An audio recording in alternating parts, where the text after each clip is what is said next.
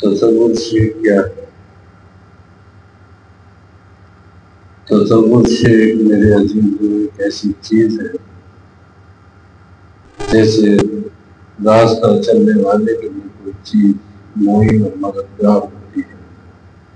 مثال کے طور پر دہلی ممبئی جانے کے لیے بس یا ٹرین کی ضرورت ہے، بغیر اس کے پہنچنا مشکل ہے۔ اسی طریقے سے میرے عزیزوں اللہ تک پہنچنا بہت مشکل ہے۔ جب تک کہ کوئی ذریعہ وہاں تک نہ ملے، انسان کو ایسا نہیں ہوتا کہ خود پہنچ جائے۔ اللہ سے تعلق پیدا جمع بجلی ہوتی ہے، ایسا نہیں ہوتا کہ انسان ڈائریکٹ وہاں کی مشین کو دیتا ہے اور کنیکشن دو طرف گھر میں اس بجلی کا استعمال کر لے، بلکہ ہوتا یہ ہے کہ جہاں بجلی بنتی ہے وہاں سے چھوٹے چھوٹے ٹرانسفارمر میں بجلی سپلائی ہوتی ہے اور پھر تعداد کے حساب سے وہاں سے آگے ہوتی جاتی ہے، پھر وہ استعمال ہوتی ہے تو فائدہ ہوتا ہے۔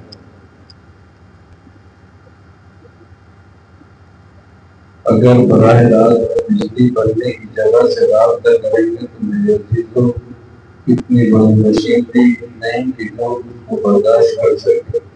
ساری مشینری خراب ہو جائے گی، اس کے سارے فیوز کھل جائیں گے۔ اس کی سپلائی کے لیے چھوٹے چھوٹے ٹرانسفارمر کی ضرورت ہے۔ اسی طریقے سے اللہ کے عاشق عشق و محبت کے ٹرانسفارمر بنے ہوئے ہیں، اللہ کی معرفت کے مرکز بنے ہوئے ہیں، چھوٹی یا بڑی شکلوں میں، اور وہ اللہ والوں کے قلوب میں۔ میرے عزیزوں جب انسان وہاں سے تعلق پیدا کرتا ہے تو پھر اللہ جس کو چاہتا ہے اپنی طرف کر لیتا ہے۔ میرے عزیزوں تصور شیخ کیا ہے؟ میں تمجھے کے ساتھ کہتا ہوں اللہ تو اللہ ہی ہے، یہاں کسی کو دخل نہیں۔ بس یہ کہہ سکتے ہیں کہ تصور شیخ وہاں تک پہنچنے کا ایک ذریعہ ہے جس کو فلافل شیخ کہا گیا ہے۔ راہ تصور میں یہ چار چیزیں ہیں: فلافل شیخ، فلافل رسول، فلافل اللہ اور بقا۔ اصل جو چیز ہے وہ بقا ہے، مطلوب جو ہے وہ بقا ہے، مطلوب جو چیز ہے وہ بقا ہے۔ نہ فلافل شیخ بقا ہے، نہ فلافل رسول بقا ہے، نہ فلافل اللہ بقا ہے۔ بقا کی بس بقا ہی ہے۔ فلافل شیخ بھی ایک راہ ہے، فلافل رسول بھی ایک راہ ہے، فلافل اللہ بھی ایک راہ ہے، سب راہیں ہیں۔ جب پہلے انسان دہلی تک کا سفر کر کے تب بعد ممبئی تک پہنچ سکتا ہے، اور پہلے ممبئی تک کا سفر کرے گا تب کہیں اگلا سفر کر سکتا ہے۔ اسی طریقے سے پہلے فلافل شیخ بنے گا، فلافل رسول تبھی بن سکتا ہے، ورنہ میرے عزیزوں فلافل رسول بننا بڑا مشکل ہے۔ جب انسان فلافل شیخ بنتا ہے تو پھر شیخ بھی اپنی توجہ سے فلافل رسول کی دائرے میں پہنچاتا ہے۔ جب شیخ بھی دیکھ لیتا ہے کہ فلافل شیخ بن چکا ہے تو پھر مرشد اس کو فلافل رسول تک پہنچا دیتا ہے۔ اور جب انسان فلافل رسول بن جاتا ہے پھر اللہ کے نبی صلی اللہ علیہ وسلم کی توجہ اور آپ کی عنایت سے فلافل اللہ میں پہنچ جاتا ہے۔ تو اللہ جس کو سچا جانتا ہے، جس کی محنت کو سچی دیکھتا ہے، تو پھر اس کو اپنی بقا نصیب فرما دیتا ہے۔ اور بقا میں پہنچ کر بھی میرے عزیزوں کئی مقام ہیں۔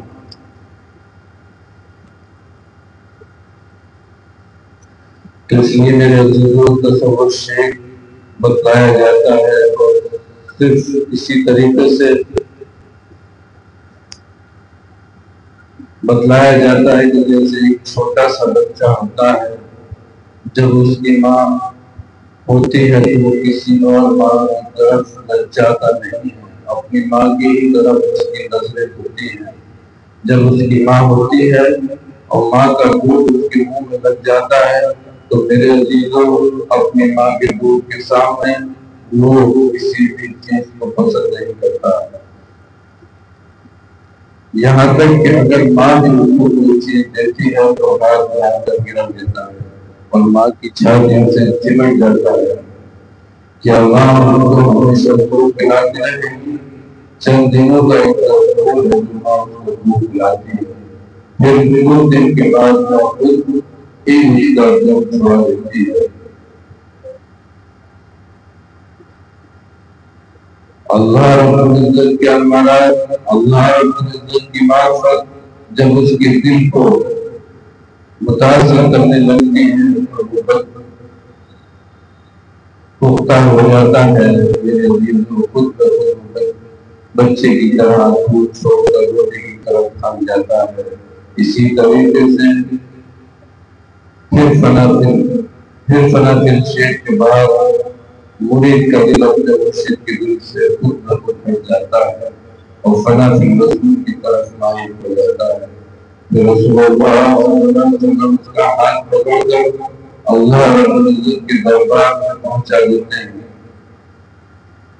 جس سے وہ فنا فی اللہ ہو جاتا ہے۔ اللہ رب العزت جس کو چاہتا ہے مقام بقر سے نواز دیتا ہے۔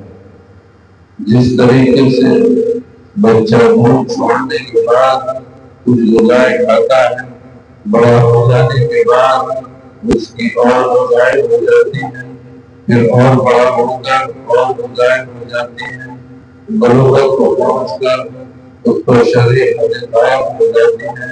اسی طریقے سے جب انسان بقر میں پہنچ جاتا ہے اس کے اوپر عظمت کی حد قائم ہو جاتی ہے۔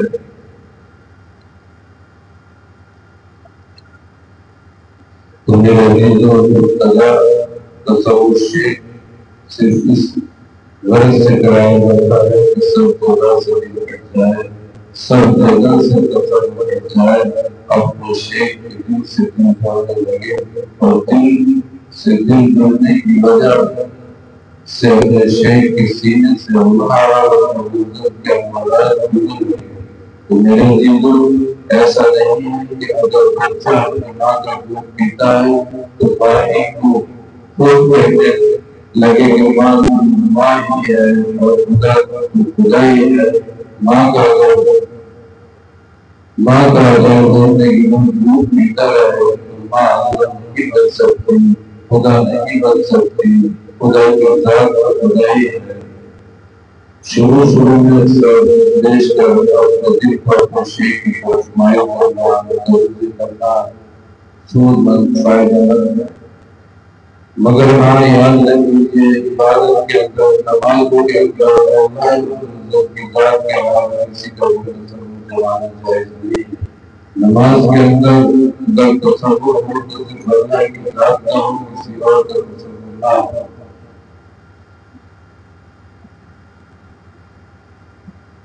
اصل تو یہ ہے کہ اللہ کی ذات کا خیال ہو کہ تم اللہ کی عبادت ایسی کرو جیسے تم اللہ کو دیکھ رہے ہو۔ یہ ہونا چاہیے کہ نماز کے اندر معنی میں رچنا نقصان ہے، نماز کے اندر معنی میں نہیں رہنا چاہیے۔ ایک اللہ کو قرآن سمجھ کر پڑھتا رہے، وہاں خوف کی آیتیں ہیں وہاں پر غلط نہ رہے، جہاں پر شوق کیا گیا ہے وہاں پر تکبیر اللہ نہ رہے۔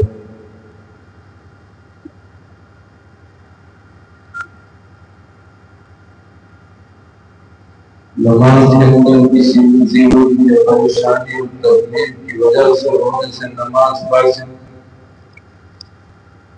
ہو جائے گی۔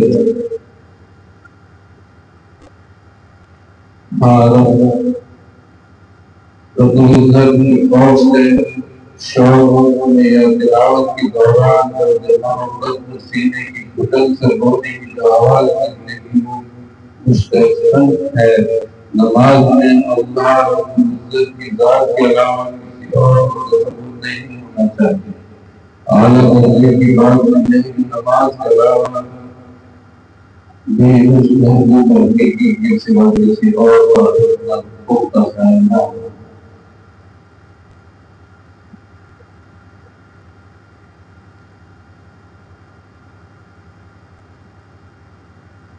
جب کسی احمدی سے دل ملتا ہے تو اس کی طرف ہونے سے 10 کی محنت ہوتی ہے، اور اگر کسی احمدی سے دل نہیں ہوتا ہے تو ممکن وظیفے بھی اتنا نہیں لا پاتے ہیں۔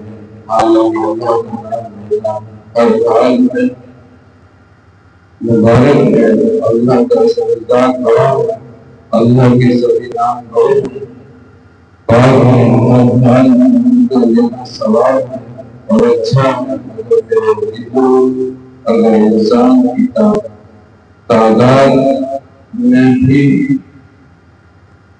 اگر فضائل کی تعداد میں بھی پڑتا ہے تو دونوں تینوں مہینوں گزر جاتے ہیں۔ لوگ 40 سال کی محنت کی ضرب لگا جو کر چھوڑ دیتے ہیں، کسی ہفتے سالوں سے ضرب لگایا 50,000 25,000 18,000 اور کچھ بھی نہیں ہوا۔ اس لیے کبھی کہا ہے کہ جب دل سے دل کرنے لگتا ہے دل سے دل کرنے لگتا ہوں تو جب مجھے اس کی توجہ ہوتی ہے اس مرید کی محنت ہوتی ہے، اس شیر کی توجہ ہوتی ہے، اس کے ذریعے سے مفت ہوتے ہیں مگر ہوتے ہیں۔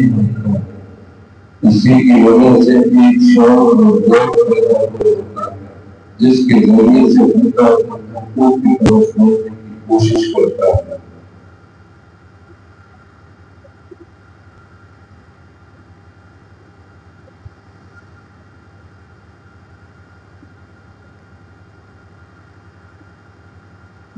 بس مکان پر چڑھنا ہے جینے کی ضرورت ہے، مرشد جینا ہے جو سہارا دے رہا ہے اپنے مرشد کو اپنے کمر کو ملا کر مقدس پر اپنے مرید کو چڑھا کر اس چھت پر پہنچانا چاہتا ہے یا وہ ہمیشہ طالب ٹکنا نہیں رہا۔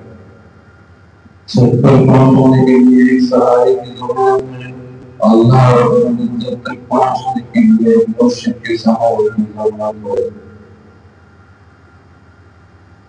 اس مقام پہ نہ بولے کہ سب کچھ مرشد میں ہوتا ہے، سب کچھ تو میرے رب کی ذات ہے، میرے آقا کی ذات ہے، میرے محبوب حقیقی کی ذات ہے۔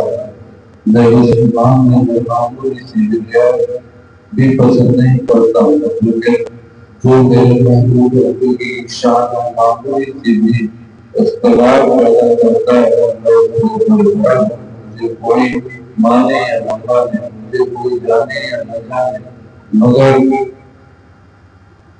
رب کی شان میں تعلیم کرتا ہے، بے عقلی کرتا ہے، اس سے برداشت نہیں ہوتا۔ اللہ توفیق عطا فرمائے۔